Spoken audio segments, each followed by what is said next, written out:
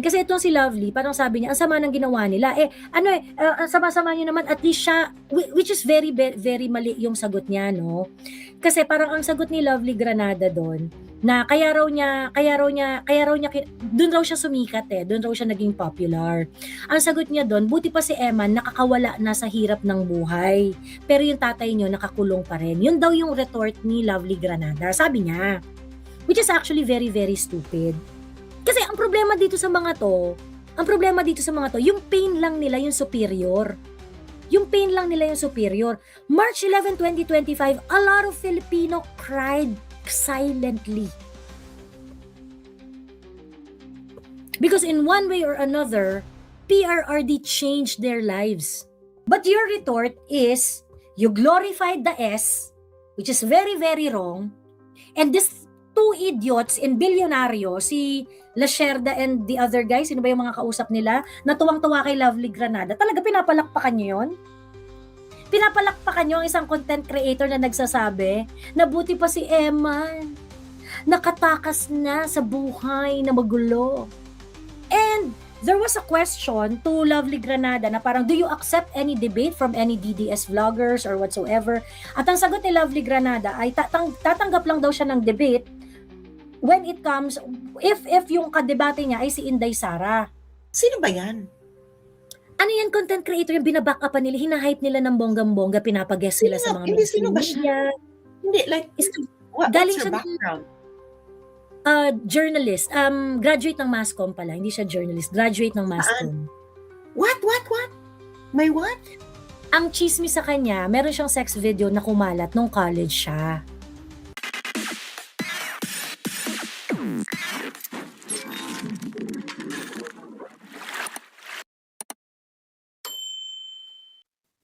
Miss Joey, sino ba yung Lovely Granada? Kuha niya inis na maraming DDS. Actually, ano lang siya, ang tawag dito, content creator siya. Maganda kasi yung boses niya, tapos Inglesera siya. Pagkatapos, sumikat siya dahil pinagtanggol niya si Eman Atienza. Dahil nga si Eman Atienza, di ba nga nung madaming mga na-bad trip sa kanya ng mga Duterte supporters dahil, di ba minak niya si PRRD nung pinadala si PRRD sa Dahig? Di ba minak niya? So maraming nag-mock din kay Emma na parang, ano tawag dito, weak ass ka pala So parang tapos ikaw, imamak mo si PRRD. Which is sa akin ha, maawa ako na parang, kaso nga lang, salbahe ka rin naman 'di ba? Salbahe ka rin naman Minak mo si PRRD na kinidnap, pinadala sa ibang bansa, tapos tuwang-tuwa ka. Hindi mo inisip yung mga buhay na niligtas ni PRRD dito sa Pilipinas? Yung mga Pilipino na sobrang minamahal at nirerespeto si PRRD at totoong natulungan ni PRRD, totoong nagbago ang buhay nila, tas minak mo sila. 'Di ba? And that goes with that goes with Lovely, with misnomer Lovely rin. Ganyan. Kasi itong si Lovely, parang sabi niya, ang sama ng ginawa nila. Ang sama-sama niyo naman, at least siya, which is very, very mali yung sagot niya, no? Kasi parang ang sagot ni Lovely Granada doon, na doon raw siya sumikat doon raw siya naging popular. Ang sagot niya doon, buti pa si Eman, nakakawala na sa hirap ng buhay. Pero yung tatay niyo, nakakulong pa rin. Yun daw yung retort ni Lovely Granada, sabi niya. Which is actually very, very stupid. Why do you regard S as something, nakawala na siya sa hirap ng buhay? In effect, parang inaano pa niya gino-glorify pa niya yung yung S. Gino-glorify, nakawala na siya sa hirap ng buhay. So ibig sabihin, the message that you are sending to young kids is that if they would have difficult time in their life, if they are depressed, you just have to end it para makakawala ka na sa hirap ng buhay. And that is a good thing. That is the message of Lovely Granada. Dun sa kanyang, dun sa pagtatanggol niya kay Eman Atienza. Okay? Ako, I really feel for Eman, no? Kaso nga lang, parang girl, kasi mean ka din Mean ka din. Naawa ko dun sa family, sa naiwanan and things like that, ganun. How I wish meron siyang strength para labanan yung demons niya. Hindi niya na inabot. Pero Bex, in as much as masama yung nangyari sa'yo, yung masama experience mo or whatsoever, you also did the same thing to other people. And that cannot be erased also. You hurt a lot of people also. Kasi ang problema dito sa mga to, yung pain lang nila yung superior. Yung pain lang nila yung superior. March 11, 2025, a lot of Filipino cried silently. Because in one way or another, PRRD changed their lives. Eh kung pag-uusapan pala natin dito ay pagiging outstanding Filipino, 'di ba? Ano pa naman ni Eman dun? Pero that is unfair. That is not supposed to be the the thrust of the conversation.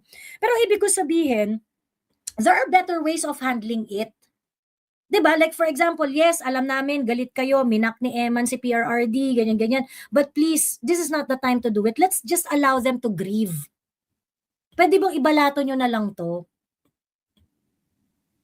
But your retort is, you glorified the S, which is very, very wrong.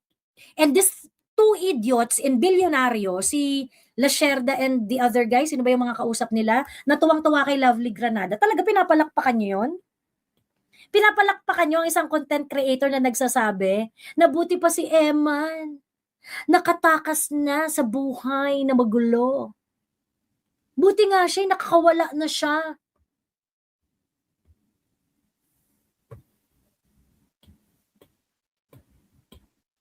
Really? You're glorifying S? That's not something that an intelligent person would say.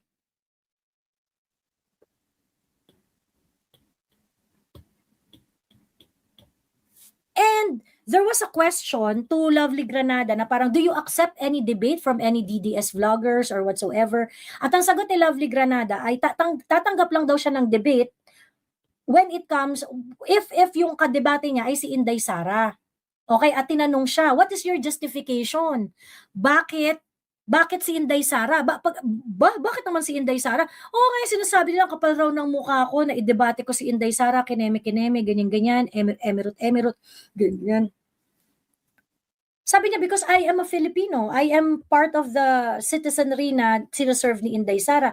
Girl, it doesn't entitle you for a debate, idiot. And tong mga idiot naman sa Bilyonaryo na pinapalakpakan ng sagot ni Lovely Granada,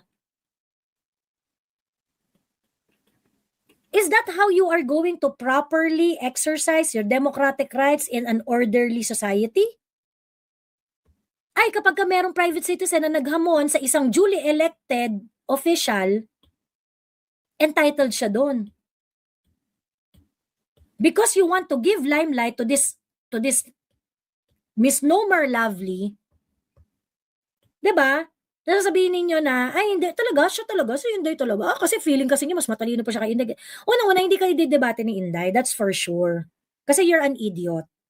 Okay, and I explained already some of my proof why you are an idiot. You glorify S, okay? And you invalidate those people who love and respect PRRD and who are very, very angry with what was done to PRRD. Okay, idiot ka na on those two grounds. Okay? Yung pangatlong katangahan mo, yung for you to think that Inday Sara owes you a debate. Bakla ba't kayo dadebate ni Inday? Duly elected ng mga tao yun. May mandato yun. Eh ikaw, anong mandato mo? Maging tanga? Mandato mong maging tanga para sa mga pink? Sino ba yan? Ano yan, content creator, yung binaback upan nila, hinahype nila ng bonggang-bongga, pinapag-guest sila sa mga sino ba siya? Hindi, like, what's your background? Journalist. Graduate ng Masscom pala. Hindi siya journalist. Graduate ng Masscom. Sa somewhere in, parang South Cotabato or General Santos City. Parang ganun. And then, what does she do in life? Marami siyang issue. In fact, marami mga nagme-message sa akin na marami mga personal issues yan. Like, for example, meron niyang sex video na kumalat daw siya, nung upload siya. Oo. Cloud chaser lang talaga siya. What? May what? Ang chismis sa kanya, meron siyang sex video na kumalat nung college siya. Who? Siya! Which one? Hindi ko alam kung ano yung video niya, pero yun ang chismis. Hindi, Yun ang sino may chismis sa sex kanya. video nung college? Yun, si Lovely. Girl. I haven't Girl. seen hindi ko nakita or whatever. Hindi ko nakita. Sino nagsabi? Pero yun ang mga chismis sa kanya. Ha? Oo. Tapos yun nga yung parang nasasapian daw kuno, ganyan-ganyan. Meron siyang attitude talaga na mahilig siya magpapansin. Ganon. Wait. Well, kung totoo man na meron siyang corn video nung college, girl, I don't think that you're qualified to tell us what we should do in our lives because I'm pretty sure Joey In-explain and niya. most, Oo. In-explain niya yan In-explain na hindi raw siya na parang victim daw siya doon. Bakit I daw don't siya? care if you're a victim or not. You Mm-mm. victim in what sense? You didn't know that you were being recorded? Is that the claim? Or Hindi yun ang hindi claim kasi parang alam niya tumitingin daw siya sa camera I haven't seen the video yun lang yung mga kwento-kwento ng mga kaklase niya. Ganun. well, ito naman sabi ko, well, if you girl, if you're not that Ayan. careful, Oo. Ayan yung mga marami kasing nakakakilala sa kanya sa Mindanao. ano to, Miss Sass, hindi po bagay yung name niya. I don't really care. I don't really know her. And kasi sino ba to? Sabi ko, ano ba ang eksena sa buhay? Wala nga LinkedIn profile. So parang, wala rin siyang digital footprint. Ang tanging digital footprint lang niya ay nang simula siyang binus ng kakamfink. Mm-mm. So, kung totoo man yan na meron siyang corn video, una-una, dinimanda ba niya? That I do not know. Pero in-explain niya parang victim daw siya doon Well, kung victim ka, dinimanda mo, bakla, that's an easy, ano? An easy That's win. That's an easy win. Di ba? Paano kung ang nag-release pala ng Kemerut Sila din. Aminin nyo, kung kasi nga meron naman sa akin, kapitbahay daw niya. Mm-hmm. Ano daw, akad daw yan. Siguro mga bata sila, maakad daw yan, tapos hindi raw nakikipaglaro. So sabi ko, wala siyang kalaro nung bata siya. So, nung pagkasabi pa lang yan, I know it already. Kung what kind of person. Ibig sabihin, you have a lot of unresolved issues in your life. Di ba sinabi ko na nga sa inyo na social media is really one of the ways that a lot of people unleash their unresolved issues in their lives because they can do it safely. Kasi i-off mo na yung social media mo, tapos ka na Pero they can do it in their lives. So ngayon, sino ba to? Bakit masyado siyang una-una, bakit siya ini-interview? 89,000 i-interviewin mo. Bakit? Oo, 89,000 at saka yung content niya are really stupid content. Yung talagang parang, yung wala talagang sinasabi. Yung Wala naman. Actually, sumikat lang siya dahil nagsalita siya ng masama kay Digong. But other than that, I mean, there's seriously, really nothing. guys. There's really nothing. Like for example, yun nga yung parang yung comment pa lang niya kay Eman. Buti pa si Eman namatay, nakakawala na siya sa hirap ng buhay. Girl, what are you trying to imply? What? Are you glorifying S? Are you glorifying S? She said that? Yeah. Oo. There's something wrong with this person. Like, ew. Yun man sabi ko, ew. galit daw si Eman sa mga DDS dahil sobrang mean ng mga DDS. Kagaya raw nung ginawa kay Eman Atienza. Excuse me, ang nang-away kay Eman Atienza ng una ay hindi lang DDS, inaway siya dahil tinatawag siyang Nepo Baby. Correct. Bakit ba lahat ng, alam mo, bakit ba lahat ng kaganapan sa buhay ninyo, personal sa buhay ninyo, ang sinisisi nyo DDS? This is like, you need a therapist.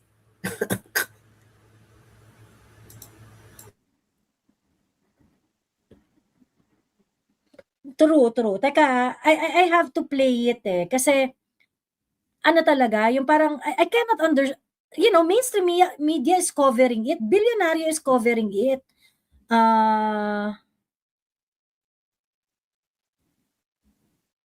Granada. Can you imagine? Tatangkilikan ka ng mainstream media pag nagalit sa'yo ang DDS. So, ibig sabihin, really, the measure of everyone now in the Philippines na gustong makarabing elbows ang mainstream media is magalit sa kanila ang DDS. Correct, oo. That is such a sad thing to do in your life, that you measure that yourself according to the people who hate you. True. Ito yung sinasabi ko, ayan. Sasabi ng kinat ng bilyonaryo yung yung interview niya with this person, with this lady. Sabi dito, Lovely Granada hits back at DDS over Eman Atienza comment. Political vlogger Lovely Granada revealed she began covering politics in October 2025 after reacting to DDS vloggers' comment on the death of Eman Atienza, daughter of Kim Atienza. She condemned their claim that Eman's passing was punishment for mocking former President Rodrigo Duterte, responding sharply, masaya na si Eman, nakalaya na siya sa magulong buhay dito sa mundo, yung tatay nyo nakakulong pa rin. That is the exact word of Lovely Granada. Masaya na si Eman, nakalaya na siya sa magulong buhay dito sa mundo, yung tatay nyo nakakulong pa rin. Girl, you are glorifying S as something as freedom? Kasi kung ganyan yung value mo dun sa S, what is the message that you are sending to our young girls? Diba?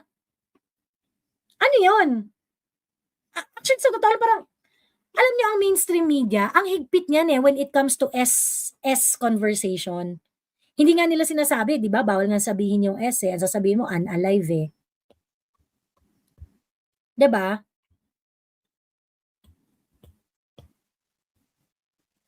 Hindi nga kilala si Emma ng mga DDS nakilala lang siya nung nagsalita siya ng hindi maganda kay PRRD Masakit yung nangyari kay Emma. No one is saying na na okay lang yan or whatsoever. But you also have to recognize the fact na si Emma nanakit rin siya ng damdamin ng iba. Kung nasaktan yung damdamin ni Eman, si Eman nanakit din siya ng damdamin na iba. If you really want to be fair about this, you have to recognize that. Diba? Pagkatapos sasabihin ninyo, na yung tatay nyo, karton, ganyan-ganyan, yung tatay nyo nga nakakulong pa rin, emerald. I mean, okay lang yun bardahan naman to Pero kung ganyan kayo magsabi dun sa ibang tao, you expect that the other people will also not hold any bar na pagka bumalik sila sa'yo. Kung ini-invalidate nyo yung feelings ng mga Duterte supporters sa pag-kidnap kay PRRD na para bagang walang karapatan yung mga Duterte supporters na maramdaman yung nararamdaman nila, ano yan? Ang superior pain lang dito yung sa inyo? Yung mga nasaktan sa pagkakakidnap kay PRRD? At we're talking about millions and millions of families here na nakaranas talaga ng pagbabago dahil dun sa war on drugs ni PRRD. At kinidnap niyo yung tao, nalungkot, nanangis. Nung ganun yung pagtratong na-receive ni PRRD, pagtas pinagtawanan ni Eman. In as much as what happened to Eman is unfortunate, it is also very, very factual that Eman mocked PRRD. And in this life, if you are an asshole, you're gonna get some as well. Mas okay sana ako kung yung ano kung yung parang, "Uy, ano kumbaga sabihin na nating naba-bad trip kayo kay Eman, pero yung mga anak yung pamilya kasi buhay pa, yung nanay, yung kapatid, yung tatay, ganyan-ganyan. So, yun na lang kahit yun na lang muna yung respetuhin natin. Alam namin bad trip kayo, pero buhay pa kasi yung mga kamag-anak. Puwede sana gano'n, 'di ba? Puwede sana gano'n, but no, that is not your retort, 'di ba? Yung retort ninyo is you're going to insult further yung mga tao, invalidate their feelings. And that is not what an intelligent person should do. And that is not something that should be covered by mainstream media. Parang anyways, wala naman akong expectation sa mainstream media, tangina, kayo pa ba? Wala mo talaga kayong morals. 'Di ba? Wala naman kayong morals. Just drop this topic, sabi ni Solitary Life. No, drop watching my channel, Solitary Life. If you do not want to listen, alis. Walang nagpipilit sa inyong magstay dito.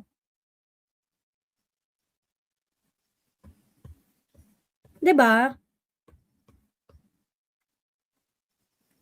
Yung mga manonood kayo dito, pwede naman kayong lumayas. 'Di ba, alis. Kung ayaw niyo mapakinggan yung sinasabi ko, alis. Walang pumipilit sa inyo. Yung dalawang host naman ng The Spokes, amuse na amuse sa kanya. Pagkatapos, pati yung sa debate pati yung sa debate, yung talaga parang you are trying, kasi parang hindi ko magets yung hindi ko magets yung bakit nila gina-justify that she can actually invite Inday Sara, who has the mandate to run her office as the vice president. At bakit naman mag-waste ng time si Inday Sara na idebate ka? At bakit naman yan isang bagay na worthwhile? Kahit pa sabihin natin, okay?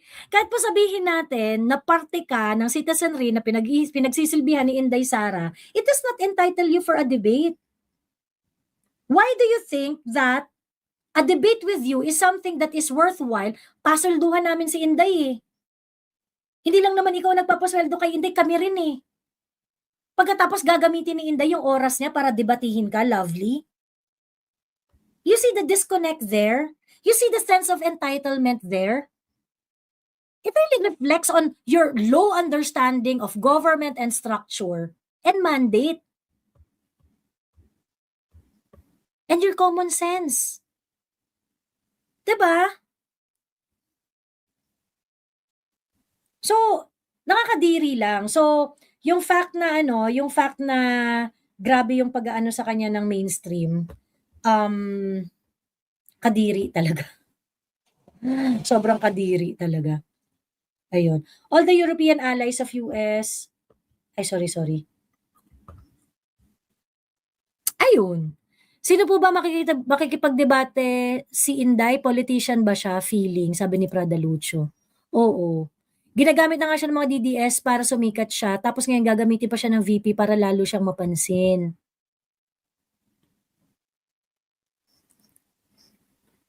Walang moisture sa buhay yang lovely, same as kakampings na masyadong anxious sa buhay. Distraction at nuisance. And she needs to be embarrassed. Kasi kayo kung kunwari yung mga ganyan, ayaw niyong pansinin, hindi wag nang pag-usapan. No! At sige, lumabas ka, di ba? O make it unforgettable for her by pointing out kung gaano ka-embarrassing yung ginagawa niya. Di ba? So para pag lumabas ng bahay yan, ito yung tatanga-tanga. Di ba? Kasi sige, papalampasin natin, ganyan. O papalampasin natin, ulit-ulit lang yan. I-ostracize nyo, kaya sila nga, wala silang hiya na todo-todo yung pag-ostracize kay Inday 'Di ba?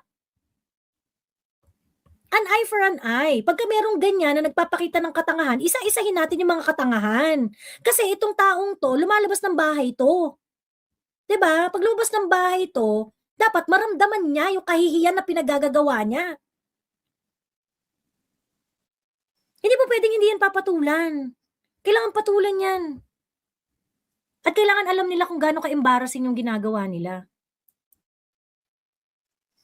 Baka 'pag nagdebate ay may kirig-kirig na parang nasapian, correct.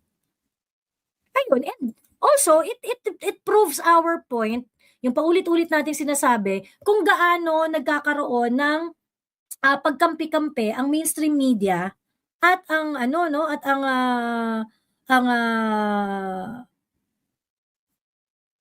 at itong mga operators na 'to. Ayun, ang style ng vlog niya parang DJ sa radyo na pa-shoutout lang at magbasa ng comment.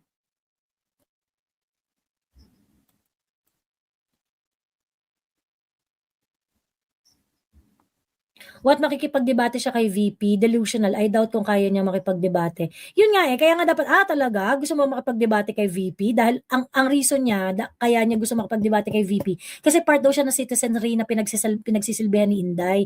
Tanga ka pala, kami hindi kami part. Gusto mo sa'yo lang i-spend ni Inday yung oras niya? Hindi ka ba naman tanga't kalahati? O di dapat makipagdebate din yung mga sinusuportahan mong politiko sa'min. Mm. Alam mo yung mga gusto niyong hanas sa buhay. Diyos ko, Lord. Parang hindi ko alam kung saan yung hinuhugot itong mga ganitong konsepto sa buhay. Oo, at kapal ng mukha.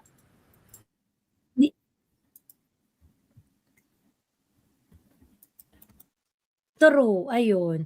Anyway, hindi pala pumapasok yung link ng StreamYard sa ayan, okey. Paano 'to?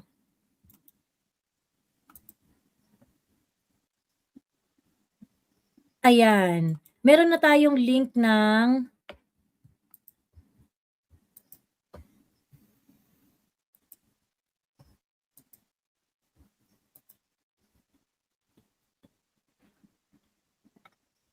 hindi lumalabas yung link dun sa sa YouTube.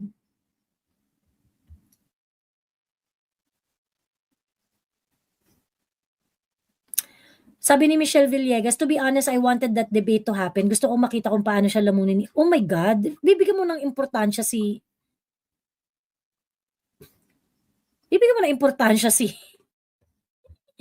si Lovely? Diyos me.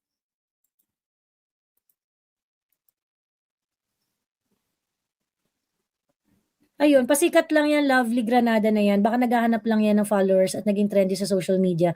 Sobra para namang parang Norman Mangusin style. On the other news, World Bank approved $800 million loan to boost Philippine economy investment and workforce skills. May papaldo na naman. Sabi ni, ayun.